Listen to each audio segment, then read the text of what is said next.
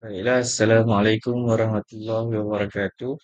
Saya Farul Syami dan Suhail Mudi pada hari ini akan menerangkan subtopik 2.2.4 iaitu kerangka kerja rigor dan relevan.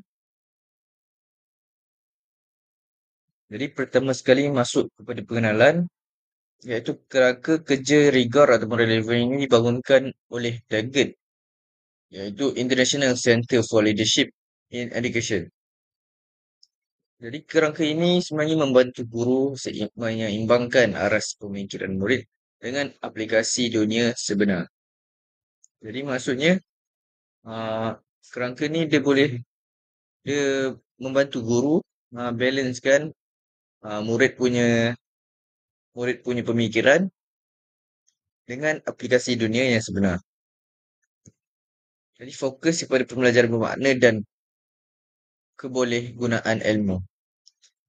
Jadi kerangka ini menggabungkan dua dimensi iaitu rigor dan relevan. Rigor ni bermaksud tahap kognitif murid berdasarkan teorem taksonomi.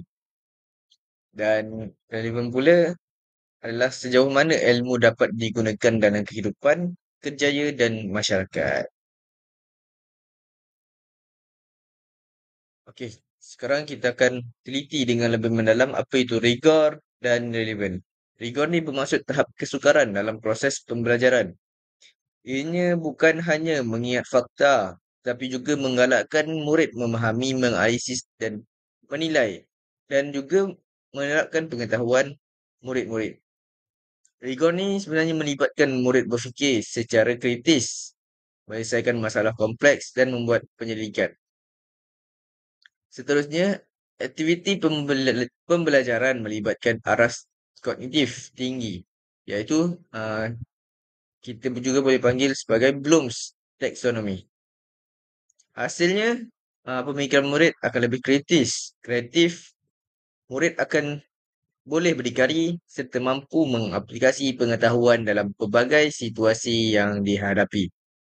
Seterusnya, relevan. Relevan ni bermaksud kaitan pembelajaran dengan kehidupan sebenar murid.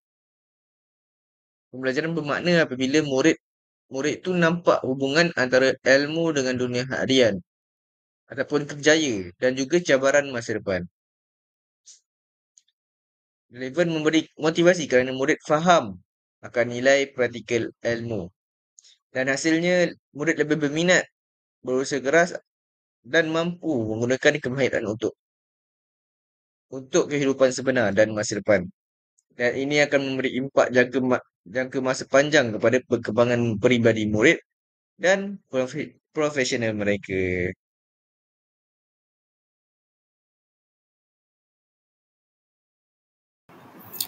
Okey, seterusnya kita akan melihat kepada aplikasi kerangka rigor ataupun relevan. Kita akan melihat kepada 4 bahagian iaitu kuadran A, kuadran B, kuadran C dan kuadran D. Jadi kita akan lihat terlebih dahulu kuadran A iaitu pemerolehan. Yang mana kuadran A ini hanya memfokuskan kepada pengetahuan asas dan juga kemahiran asas murid-murid. Seperti mana kemahiran asas mengingat, memahami dan sebagainya. Yang mana tahapnya adalah pada tahap yang rendah. Jadi di sini contohnya seperti murid diminta untuk menghafal sifir, maksud-maksud istilah ataupun fakta-fakta sejarah. Perkara yang hanyalah mudah sahaja untuk dilakukan. Dan seterusnya kita akan melihat kepada kuadran B iaitu aplikasi. Yang mana pelajar tadi dikehendaki untuk menggunakan ilmu dalam situasi sebenar. Contohnya seperti mana murid menerapkan apa yang dipelajari ke dalam kehidupan seharian.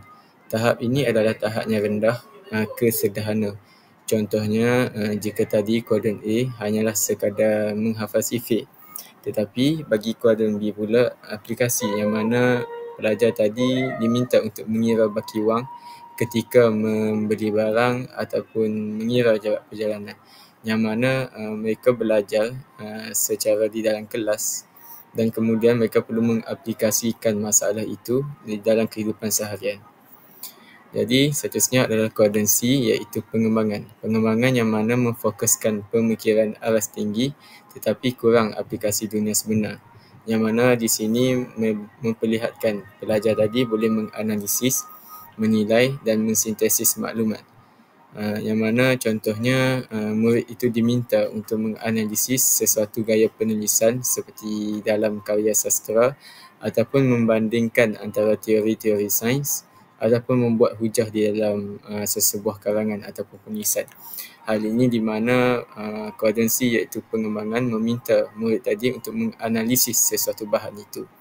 Dan seterusnya adalah kuadran D iaitu integrasi, yang mana menggabungkan gabungan rigor pemikiran tinggi dan juga relevan iaitu aplikasi dunia sebenar, yang mana murid tadi boleh menyelesaikan sesuatu masalah yang kompleks dalam kehidupan seharian, kerjaya ataupun komuniti. Contohnya, para pelajar tadi mampu untuk mereka bentuk aplikasi mudah alih untuk membantu komuniti ataupun menjalankan inovasi-inovasi STEM seperti yang kita sedia maklum. Jadi di sini ia membantu untuk mengembangkan ilmu para pelajar dan membantu untuk menyelesaikan masalah-masalah baru yang berlaku dalam kehidupan seharian.